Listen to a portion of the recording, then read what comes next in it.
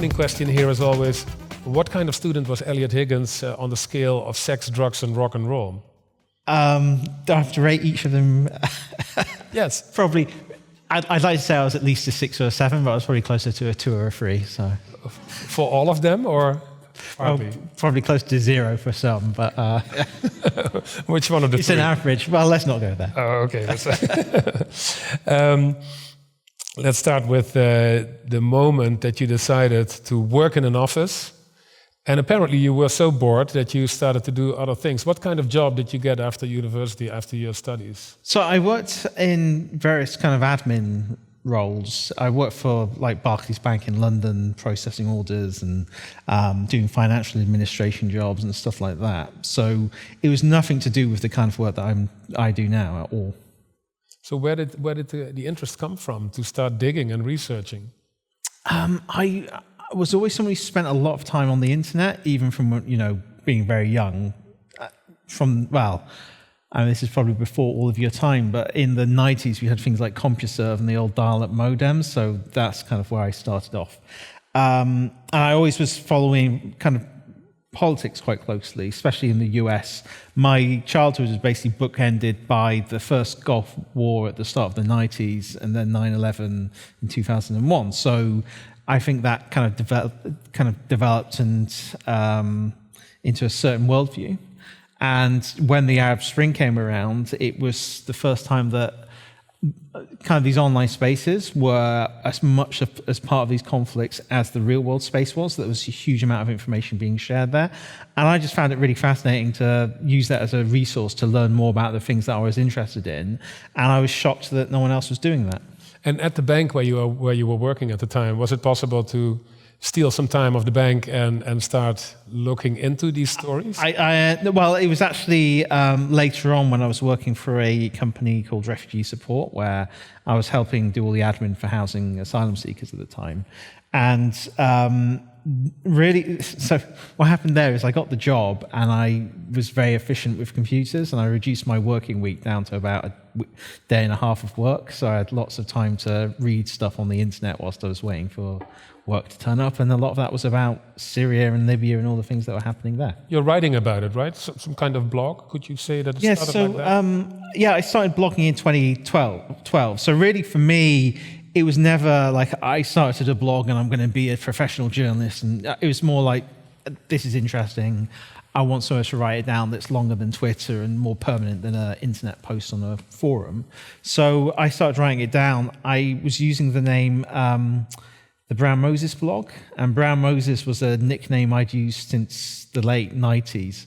It was just a Frank Zappa song I was listening to when I registered to an internet forum, but it kind of just became the name I used the most online. So there was this kind of, I was quite a mysterious figure in the first couple of years of doing this because of that. When did people started to find out what you were doing and you developed an interest with journalists for your stories? It was really part of being that kind of late 2000s, early 2010s kind of social media community that formed on Twitter. Because Twitter used to be a really good space for journalists and people who worked with NGOs and activists, as well as people who are on the ground in those Arab Spring countries sharing information. So it became a really good space for people to come together and discuss stuff. And I, at the time, was just kind of obsessively looking at these videos and photos coming from Libya. There was a journalist called CJ Chivers who worked for the New York Times who specialized in things like surface-to-air missile launchers and the use of them in terrorism. So he started following my work and giving that a boost. And just over time, I built an audience of journalists and arms experts and people interested in very particular things, and just built that audience myself, and really just kept at it until it kind of just started breaking through beyond that. Is there a specific story that was so interesting to others that suddenly you got this mass following, that people were looking you up?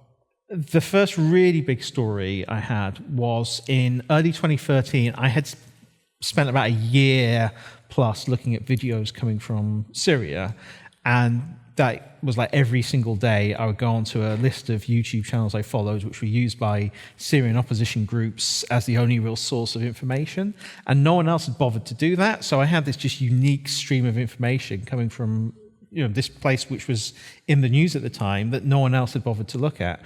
So when did you change the name of Brown Moses into Bellingcat?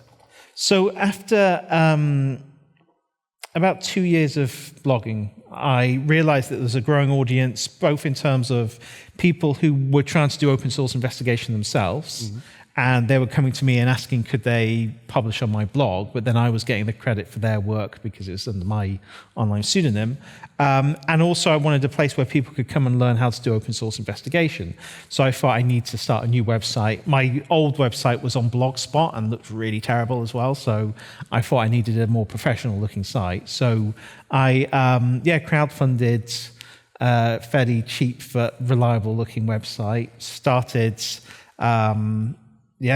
on July 14th, 2014, and then 3 days later, MH17 was shot down, and that acted as a massive catalyst, not only for Bellingcat and my work, but the whole field of open source investigation in general. Yes, and the name Bellingcat is naturally from the cat, to put the bell on the cat, right? So it's based off a fable about a group of mice who are very frightened of a large cat. And they have a meeting and decide they need to put a bell onto the cat's neck.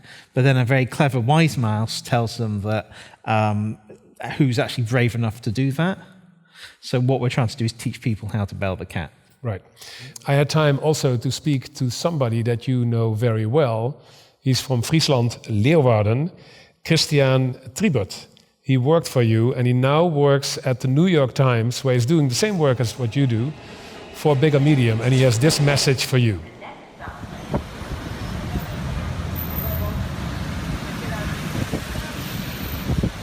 Eliot Higgins, the fascinating case of Eliot Higgins is that he changed journalism even though he never worked for a journalism outlet. Eliot is a huge inspiration for me. I wouldn't be here if it wasn't for Eliot. Here at the New York Times. Here at the New York Times, yeah. I mean, I was always interested in journalism, but I never studied journalism, but I was interested in it. I applied for a journalism job at a Dutch newspaper while I was already doing this like open source stuff. Inspired by Eliot, I was looking at satellite imagery, I was looking at videos, trying to locate them. Then I was like, oh, let me try to apply this to journalism. Applied to a Dutch newspaper, they're like, nah, this is not journalism, you should maybe work for like something like a think tank.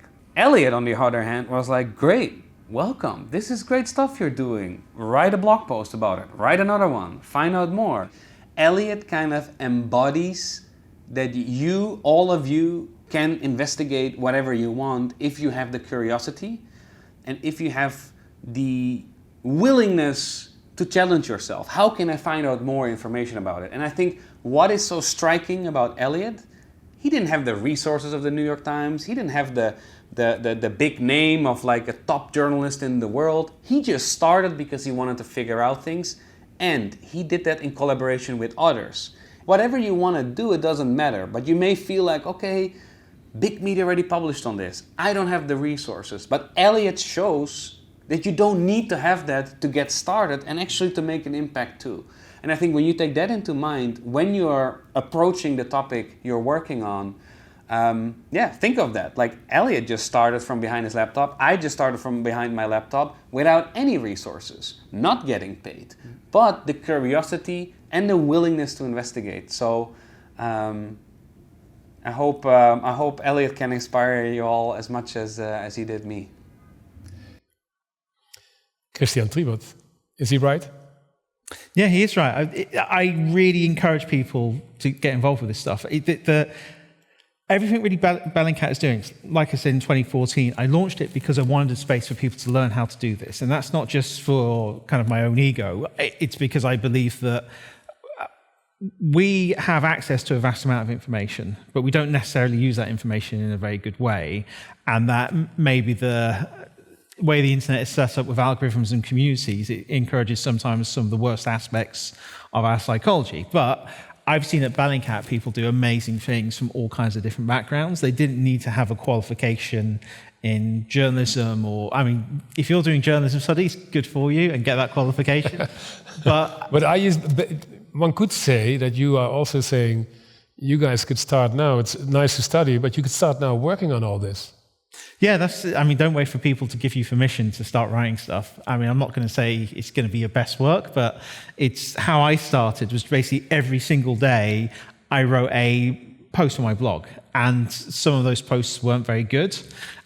But it was practice. It was me actually figuring out the process of doing the investigations by writing it down, by thinking how I would present that to someone who was reading it in a way that they would understand. So Christiaan is now working Triebert for the New York Times. Yeah. Did you hate him to see go from Bellingcat to the legacy media, as they call it in the US, to the New York Times? Well, my goal with Bellingcat and just open source in general is I think open source investigation is really valuable and really important. And it came from an amateur online community of people who had no reason to be taken seriously, effectively. It's just a bunch of people on the internet figuring this stuff out. So a big part of my work was always looking at how do I get more people doing this? How do I get people to believe that this is something that works? And part of that was demonstrating it through the work that we do. But it's also like, when Christiaan goes to the New York Times, he's taking not only that knowledge he has, but also kind of ethos that Bellingcat has about collaboration and finding people to team up with. And if you look at legacy media 5-10 years ago, in terms of how they collaborated with each other, that has changed a lot because now they have open source investigations where it shows that it's valuable not only to kind of use the open source material, but it opens the doorway to collaboration with not just other journalists, but other types of organizations that before they were quite resistant to. So you're even maybe happy that he's over there being an ambassador for the work that you started? Yeah, I mean, when people leave Bellingcat, it's just, if they keep doing open source investigation, but it's somewhere new, then that's, in my mind, a good thing. That means there'll be more open source investigation. Right.